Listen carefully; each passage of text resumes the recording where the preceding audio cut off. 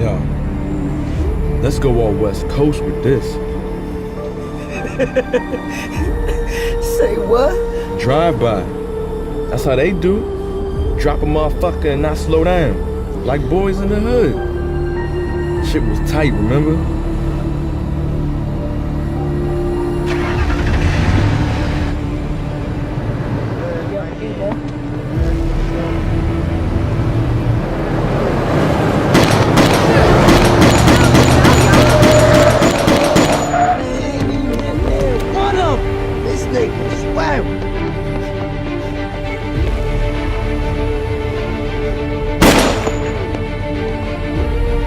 West Coast niggas. So be more, aim and hit a nigga, you heard? Now, contrary to some people's beliefs, Snoop Pearson is actually one of my favorite characters on The Wire. But it is strictly because she fits the show perfectly. I don't really like her personality per se, but she give you this authentic feel of Baltimore. The cold, gritty side of the streets, where even a female is no exception to the lore of them corners. The show would feel out of place without her. But with that being said, I still gotta view Snoop objectively. Now, Chris and Snoop is known as the Michael and Scotty of the Muscle Gang. They Hall of Famers with this shit. But Snoop is not as good as a killer as people tend to think. Her shooting accuracy is far above average.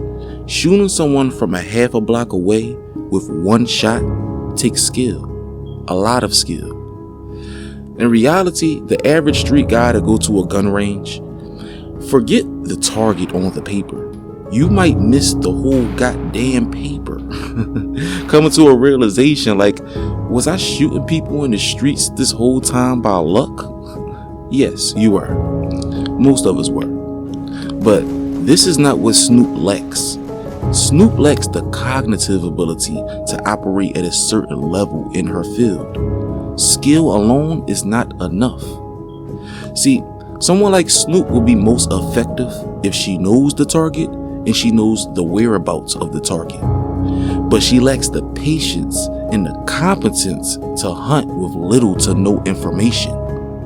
See, the reason why Prop Joe wanted Omar on his team so bad is not just because of his skill, but because how much Omar could do with so little. It even amazed Joe that Omar would pay $4 grand just for Weebay's pager number, thinking, how the hell would he get Avon with just this? I'm saying I got a little proposition for you. The proposition is you get 4 G-packs for free. Give me some better idea on how I can reach Avon. How to contact him? Yo, this had a game, right?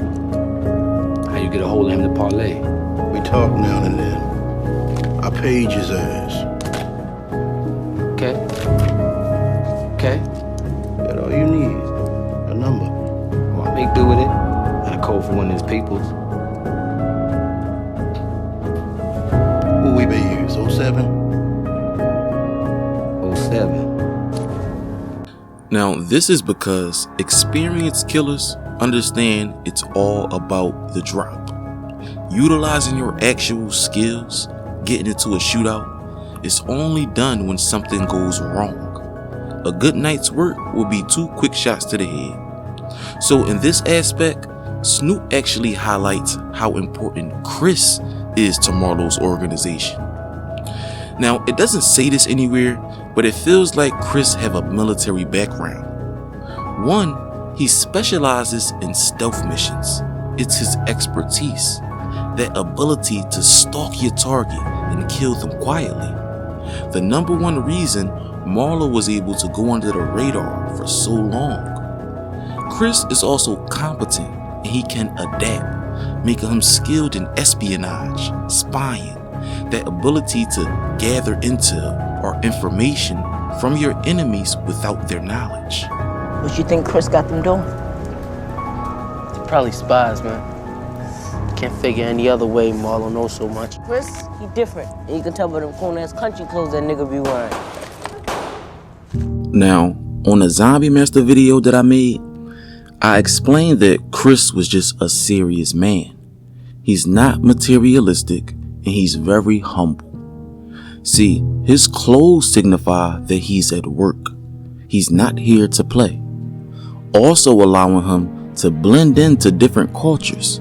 Because a dirty dickie, you could be a hustler, you could be a painter, or a construction worker from down the street.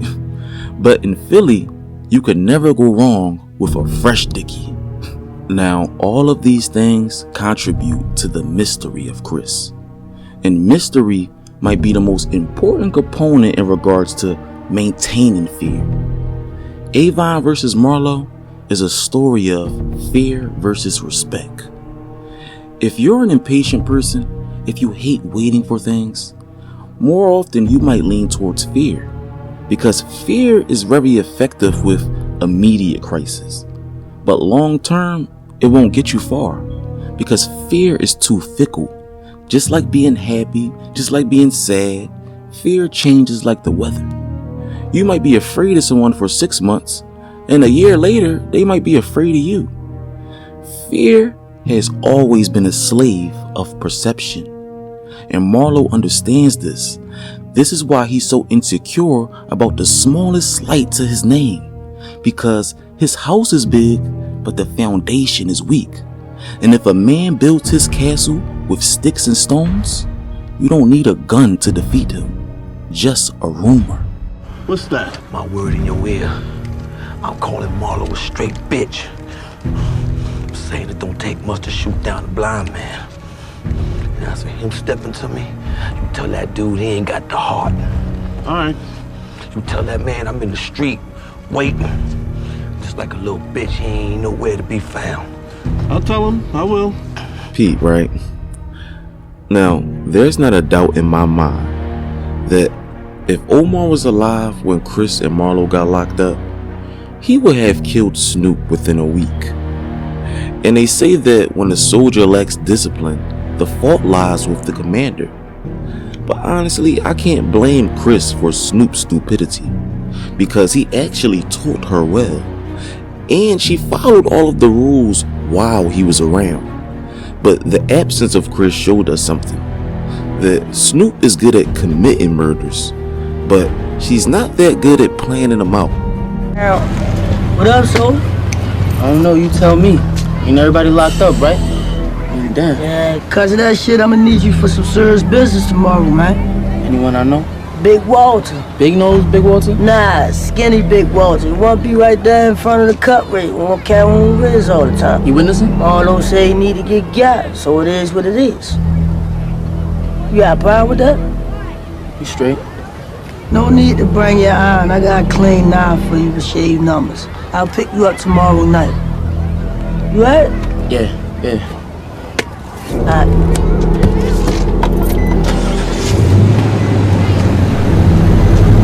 Now, I don't want to disrespect Snoop, because Snoop is a real G. She lived and she died like that, so we gotta put some respect on her name.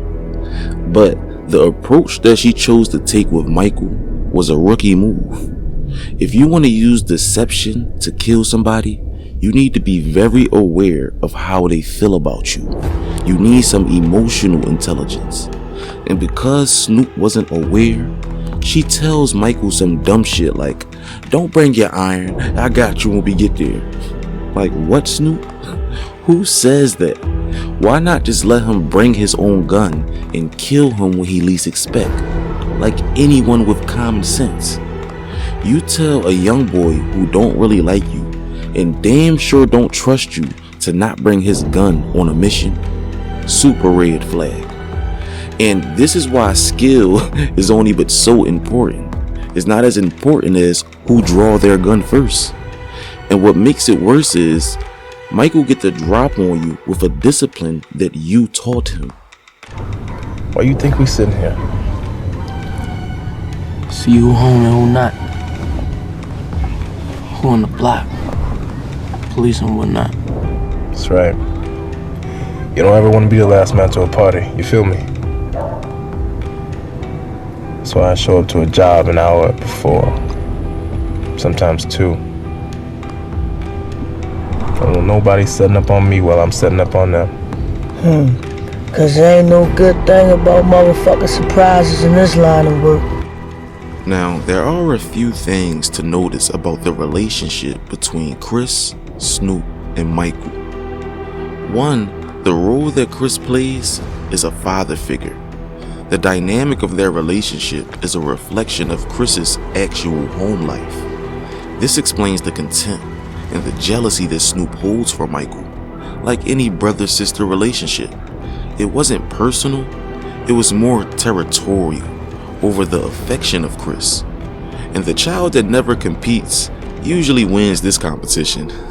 This is why Snoop gets angry with Michael as he remains silent when Chris praises him. She finds it to be disrespectful because she seeks and values the praise of Chris. But when Chris kills Michael's stepfather like that, the look on Snoop's face gives it more meaning. Snoop wasn't just shocked, she was also envious.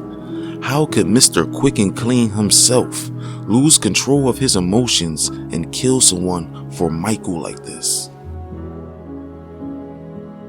Now, to understand Snoop on a deeper level, you gotta try to comprehend what motivates Snoop. Why is she so submissive to Marlo and Chris? Because it's not out of fear, and it's not just because of money. Snoop has a lot of anger inside of her, and she uses violence to cope with this anger. This makes it easy for someone like Marlo to manipulate Snoop, simply by giving her direction to aim that aggression. See, Snoop is obedient to Marlo because he gives her a purpose. He lets her embrace that darkness because it's useful to him and his organization. Love is not what Snoop yearns for. Snoop yearns to feel worthy, to feel useful. Here, let's pray. Here we lay a couple New York boys who came too far south for their own fucking good. Fucking Yankee pride at them fucking bitches. Get the fuck out of here.